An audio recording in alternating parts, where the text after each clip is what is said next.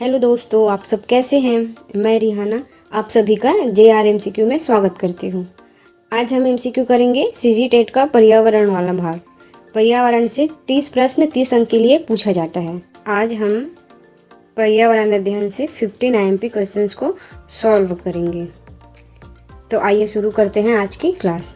तो आज का हमारा पहला प्रश्न है ये, किस राष्ट्रीय उद्यान को पूर्व में हेली राष्ट्रीय उद्यान कहा जाता था। किस राष्ट्रीय उद्यान को पूर्व में हेली राष्ट्रीय उद्यान कहा जाता था। ए जिम कॉर्बेट राष्ट्रीय उद्यान, बी राजाजी राष्ट्रीय उद्यान, सी दुधवा राष्ट्रीय उद्यान, डी इनमें से कोई नहीं। हमारा सही आंसर है ए जिम कॉर्बेट राष्ट्रीय उद्यान। जिम कॉर्बेट राष्ट्रीय उद्यान को हेली राष्ट्रीय उद्यान कहा जाता था। इसकी स्थापना सन 1935 में की गई थी। सन 1947 में इसका नाम रामगंगा राष्ट्रीय उद्यान रखा गया तथा 1957 में जिम कॉर्बेट राष्ट्रीय उद्यान कर दिया गया था। चलिए आगे बढ़ते हैं अगले प्रश्न की ओर।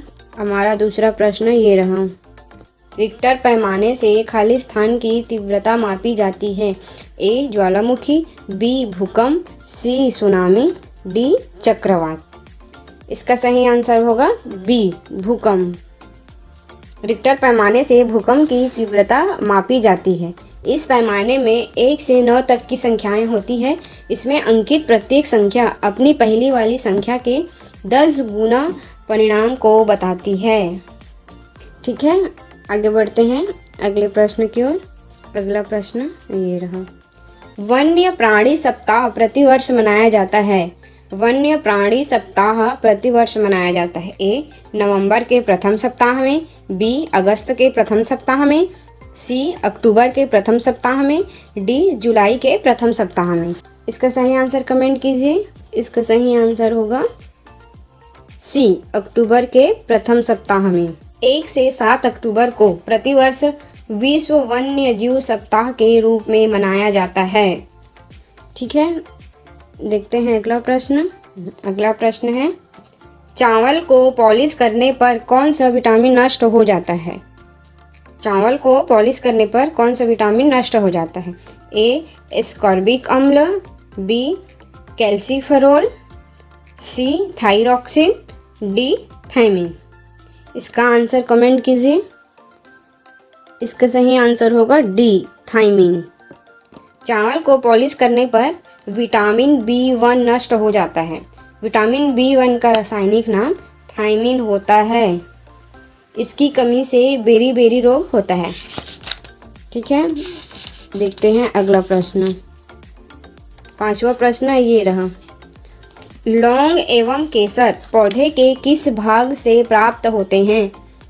ए जड़, बी तना, सी फूल, डी फल। इसका सही आंसर होगा सी फूल। लौंग एवं केसर पौधे के फूल से प्राप्त किए जाते हैं। ठीक है, देखते हैं अगला प्रश्न। अगला प्रश्न ये रहा, हमारे पर्यावरण को बचाने के लिए 3 प्रकार के आर हैं। 3 प्रकार के आर हैं, वो कौन है ये बताना है। ए कम उपयोग, पुनः चक्रण, पुनः निर्माण, बी पुनः उपयोग, पुनः संरचना, पुनः निर्माण, सी कम उपयोग, पुनः चक्रण और पुनः उपयोग, डी कम उपयोग, पुनः चक्रण और पुनः संरचना। इसका सही आंसर होगा सी कम उपयोग, पुनः चक्रण और पुनः उपयोग। पर्यावरण को बचाने के लिए सन 1992 में पर्यावरण एवं वन मंत्रालय ने एक नीतिगत बयान की घोषणा की थी, जिसमें कचरे में कमी लाने, पुनः चक्रण तथा पुनः उपयोग पर बल दिया गया है। ठीक है, देखते हैं अगला प्रश्न। ऊर्जा का अप्रदूषकीय स्रोत है। ए नाभिकीय ऊर्जा, बी सौर ऊर्जा, सी पेट्रोल, डी डीजल। आप अपना आंसर कमेंट कीजिए। इसका सही आंसर होगा बी सौर ऊर्जा। इसका सही आंसर होगा बी सौर ऊर्जा। ऊर्जा का अप्रदूषकीय स्रोत सौर ऊर्जा है। इससे वातावरण प्रदूषित नहीं होता है। यह नवीकरणीय ऊर्जा स्रोत है। ठीक है, आगे बढ़ते हैं। 8वां प्रश्न, ये रहा।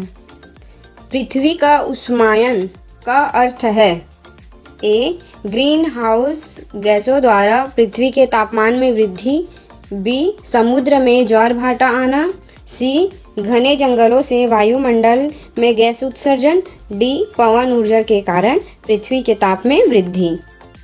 इसके सही आंसर होगा ए ग्रीन हाउस गैसों द्वारा पृथ्वी के तापमान में वृद्धि। पृथ्वी का उष्मायन अर्थात पृथ्वी के वातावरण का गर्म होना होता है। इसका प्रमुख कारण ग्रीन हाउस गैसों द्वारा पृथ्वी के तापमान में वृद्धि है। इसमें कार्बन डाइऑक्साइड तथा मीथेन जैसी गैसें महत्वपूर्ण भूमिका निभाती हैं। ठीक है, देखते हैं अगला प्रश्न। कार्बन डेटिंग विधि प्रयुक्त की जाती है ए स्थान ज्ञात करने में, बी वस्तु की आयु ज्ञात करने में, सी लिपि को पहचानने में, डी वस्तु की पहचान करने में। हमारा सही आंसर होगा बी वस्तु की आयु ज्ञात करने में। वस्तु की आयु ज्ञात करने में कार्बन डेटिंग विधि से किसी वस्तु की आयु ज्ञात की जाती है। इस विधि से यह पता लगाया जाता है कि वह वस्तु कितनी पुरानी या कितनी प्राचीन है। ठीक है, आगे बढ़ते हैं, अगला प्रश्न देखते हैं। 10वां प्रश्न ये रहा।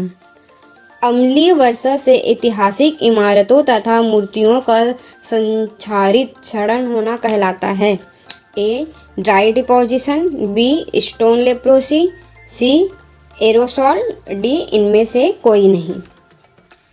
इसका सही आंसर होगा बी स्टोन लेप्रोसी।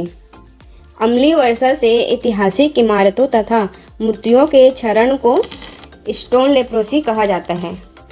अम्ल वर्षा के लिए सल्फर डाइऑक्साइड व नाइट्रोजन डाइऑक्साइड के ऑक्साइड महत्वपूर्ण भूमिका निभाते हैं। ठीक है, अगला प्रश्न देखते हैं। 11वां प्रश्न ये रहा। स्पर्श गंगा अभियान का मुख्य उद्देश्य है ए स्वास्थ्य सुरक्षा, बी गंगा की स्वच्छता, सी नदियों को जोड़ना, डी मंदिरों का जीर्णोद्धार। हमारा सही आंसर होगा बी गंगा की स्वच्छता। उत्तराखंड में चलाए जा रहे स्पर्श गंगा अभियान का मुख्य उद्देश्य गंगा की स्वच्छता को बनाए रखना है। ठीक है, आगे बढ़ते हैं 12वें नंबर के प्रश्न में। 12वें नंबर का प्रश्न है मीना माटा रोग प्रदूषण जनित रोग है जो परिणाम है ए समुद्र में बिखरे तेल का, बी वायुमंडल में आर्सेनिक जमा होने का, सी औद्योगिक पारा अपशिष्ट को पानी में छोड़ने का, डी मनुष्य के कार्बनिक अपशिष्ट को पीने के पानी में छोड़ने का। मिनीमाटा रोग प्रदूषण किससे होता है? इसका सही आंसर होगा सी औद्योगिक पारा अपशिष्ट को पानी में छोड़ने का। मिनीमाटा रोग शरीर में पारे की अधिकता से होता है। यह पारा औद्योगिक अपशिष्ट को पानी में छोड़ने से फैलता है।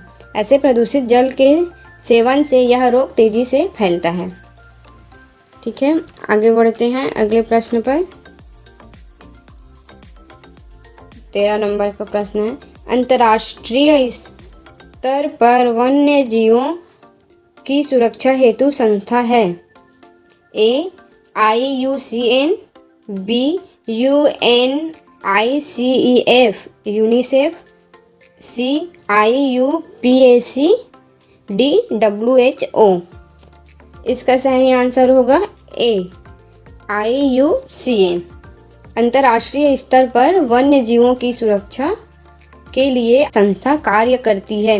इसकी स्थापना सन 1948 में की गई थी। इसका मुख्यालय ग्लैंड स्विट्जरलैंड में है। ठीक है, आगे बढ़ते हैं अगले प्रश्न पर। अगला प्रश्न ये रहा भारत के किस राज्य में पानी पंचायत प्रारंभ हुई? ए केरल, बी राजस्थान, सी उत्तर प्रदेश, डी महाराष्ट्र। इसका सही आंसर होगा डी महाराष्ट्र। सन 1972 में सर्वप्रथम महाराष्ट्र राज्य में पानी पंचायत की शुरुआत हुई। इस पंचायत के माध्यम से पानी के संरक्षण पर विशेष ध्यान दिया जाता है। चलिए आगे बढ़ते हैं। आज का आखिरी प्रश्न है, ओजोन परत सूर्य से आने वाली किन किरणों को रोकती है? ए अवरक्त किरणें, बी एक्स किरणें, सी पराबैंगनी किरणें, डी इनमें से कोई नहीं। इसका आंसर जल्दी से कमेंट कीजिए। इसका सही आंसर होगा सी पराबैंगनी किरणें। समतापमंडल में पाई जाने वाली ओजोन गैस सूर्य से आने वाली हानिकारक पराबैंगनी किरणों को रोकने का कार्य करती है। इन 15 क्वेश्चंस में से आपका कितना सही हुआ कमेंट में ज़रूर बताइए। अगर आज की क्लास पसंद आई हो तो वीडियो को लाइक, शेयर, कमेंट और चैनल को सब्सक्राइब ज़रूर कीजिएगा। Thank you. मिलते हैं नेक्स्ट वीडियो में।